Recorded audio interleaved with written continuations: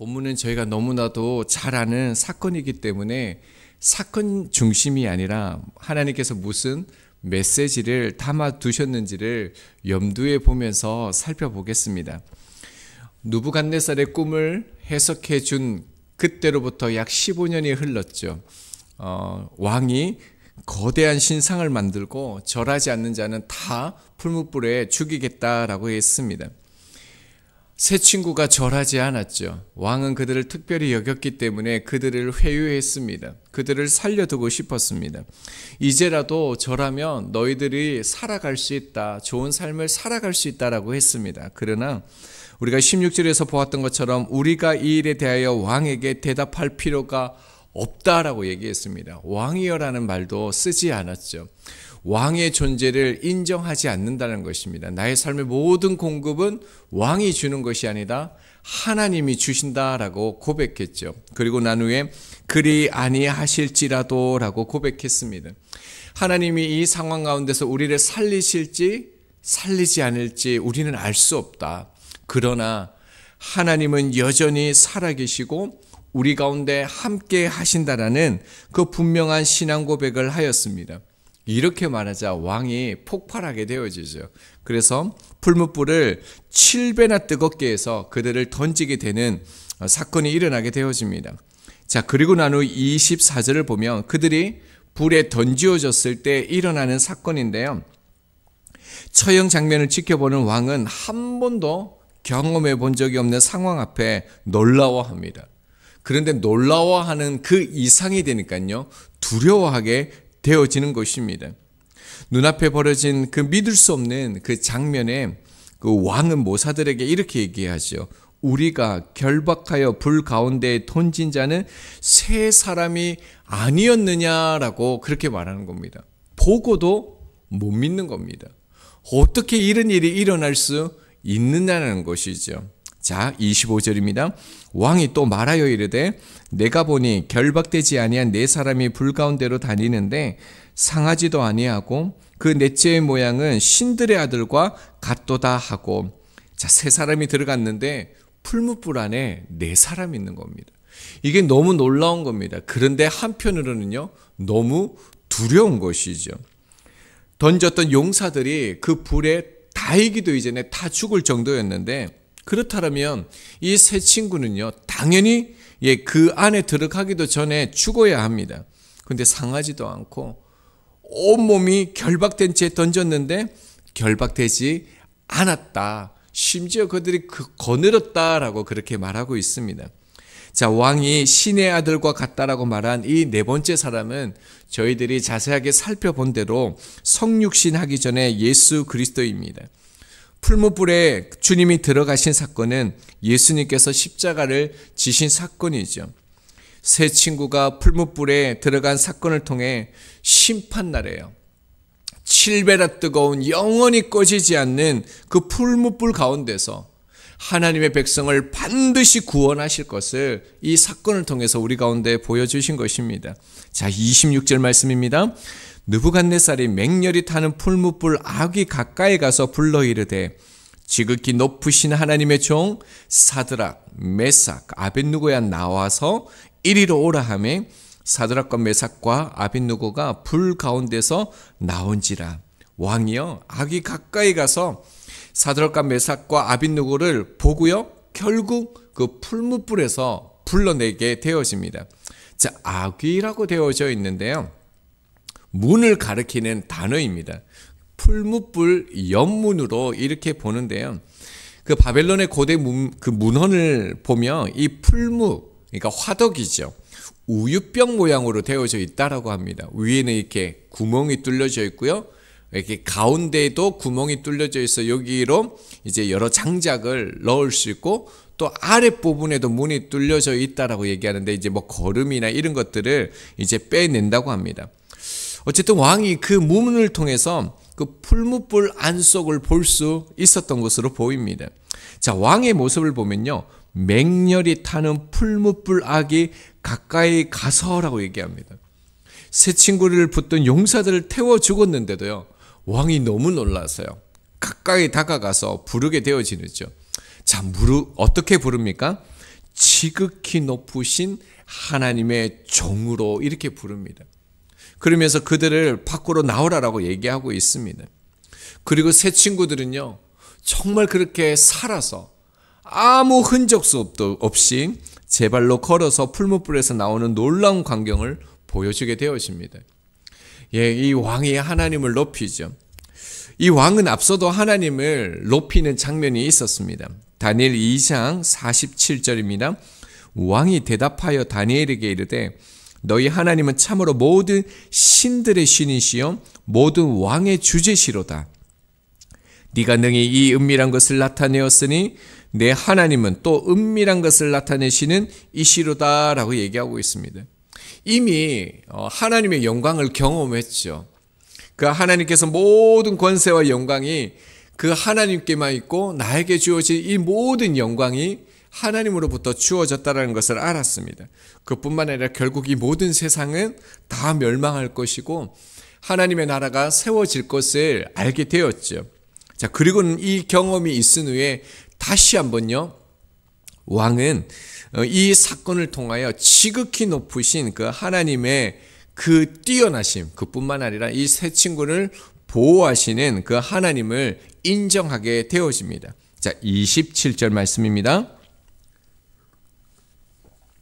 총독과 지사와 행정관과 왕의 모사들이 모여 이 사람들을 본즉 불이 능히 그들의 몸을 해하지도 못하였고 머리털도 그을리지 아니하였고 겉옷빛도 변하지 아니하였고 불탄 냄새도 없었더라.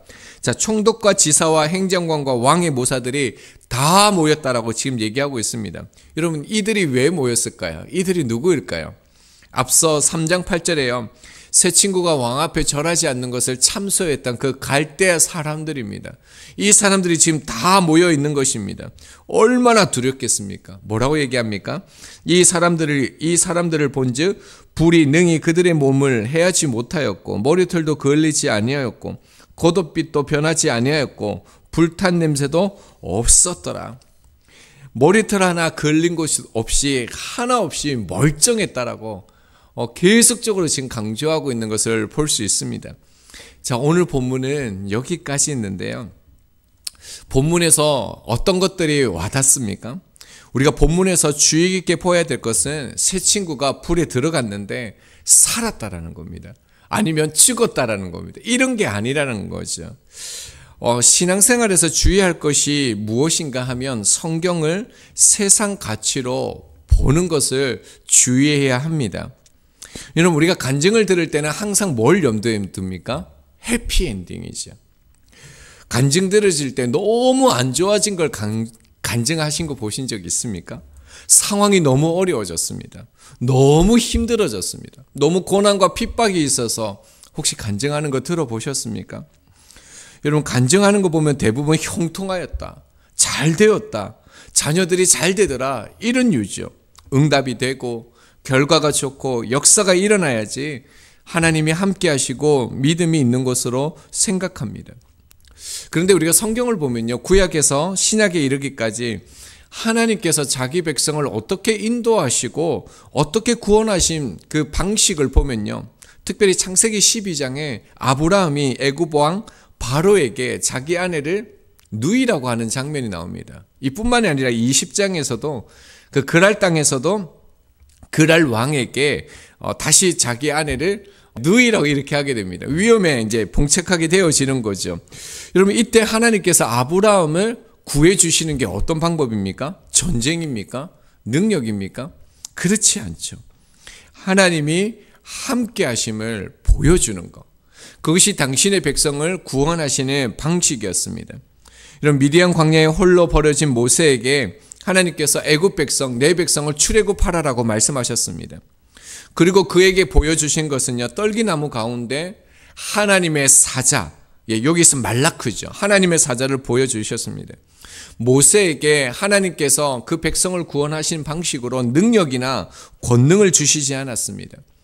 그가 여전히 그 애굽을 향하여 가지고 갔던 것은요, 늘 가지고 있는 그 지팡이 하나였습니다. 그러나 달라진 것이 있죠. 하나님이 함께 하심입니다. 이전에는 하나님이 보이지 않았는데 이제는 하나님과 함께 걷는 것입니다. 이런 새 친구도 같습니다. 이를 통해서 하나님이 보여주시는 것은요, 하나님의 위대하심이나 그 전능하심을 이 사건을 통해서 보여주는 것이 아닙니다. 여러분, 이 새 친구를 통해서 우리가 보아야 될 것, 성경이 우리 가운데 보여주시는 것은 하나님께서 함께 하신다는 겁니다. 하나님의 구원의 방식은 능력이 아니라, 기적이 아니라, 표적이 아니라 하나님이 함께 하심이 하나님께서 우리 가운데 주시는 능력이라는 것입니다. 히브리서 11장 37절 38절입니다. 돌로 치는 것과 톱으로 켜는 것과 시험과 칼로 죽임을 당하고 양과 염소의 가죽을 입고 유리하여 궁핍과 환난과 학대를 당했으니 이런 사람은 세상이 감당하지 못하느니라. 그들이 광야와 산과 동굴과 토굴에 유리하였느니라 라고 얘기합니다. 믿음으로 살았지만 어떻습니까? 수많은 어려움에 더 봉착하게 되었습니다. 그러니까 이 말씀은 믿음으로 살면 잘되고 못되고 어떤 그런 것을 말하는 것이 아닙니다. 여러분, 이 사람들이 돌로 켜는 것들, 수많은 고난과 죽임과 핍박과 산과 들과 땅굴을 파면서 그렇게 숨어서 삽니다. 그러나 무엇을 말합니까? 이런 사람들은 세상을 이겼다라고 말하는 것입니다. 세상이 감당하지 못한다는 겁니다. 이런 사건이 중요한 게 아니라, 이런 일이 나타나는 것이 중요한 게 아니라요, 세상이 감당하지 못한다는 겁니다. 왜 그렇습니까? 주님이 함께 하시기 때문에 그렇습니다.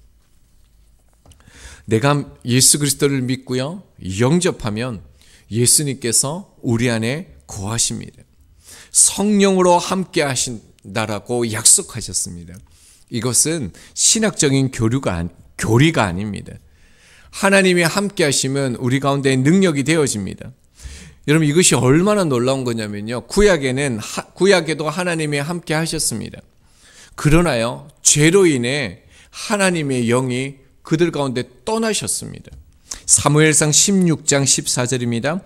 여호와의 영이 사울에게서 떠났고 여호와께서 부리시는 악령이 그를 번뇌하게 한지라. 여러분, 상상이 되십니까? 하나님과 함께 했습니다. 하나님의 임재를 누렸고 하나님의 영광 가운데 살았습니다. 그런데 어떻습니까? 말씀에 순종하지 않아서요, 여호와의 영이 사울을 떠났습니다.